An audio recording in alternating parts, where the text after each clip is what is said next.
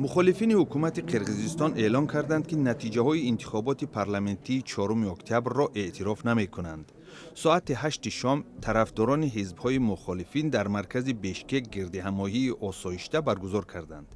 در جمع آمد اعتراضی شهر شمال و غربی طلس باشد، اعتراضگران درباره خلافکاری در جریان آوازدهی حرف زدند. بعد مدتی کوتاه گردآمدگان پراکنده شدند، ولی رهبران آنها وعده دادند که امروز گردهمایی‌های اعتراضی از سر گرفته می شوند. طبق آمار پیشکی 3 حزب جانبدار حکومت بیرمدیک، مکانم قرقیزستان و قرقیزستان و همچنان حزب بوتون قرقیزستان مخالف حکومت مره 7% را عبور نموده به پارلمانت قرقیزستان جاگارکو کنش که از 120 کرسی عبارت است راه می‌یابند.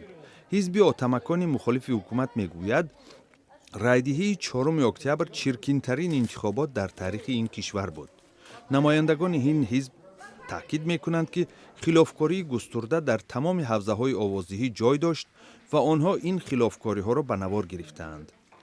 آنها تصمیم گرفتند که با کمیسیون مرکزی دلیل‌های یافته‌شان را تقدیم نموده طلب کنند که آوازدهی در بعضی حوزه‌های ولایت اوش از اعتبار ساقط شود.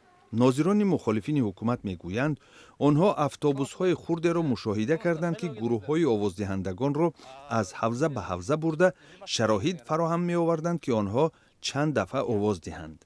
در بعضی حالت‌ها ناظران مخالفین مشاهده کردند که شخصان رویخط نامزدها را به آوازدهندگان تقدیم می‌کردند که از روی قانون منع بوده است.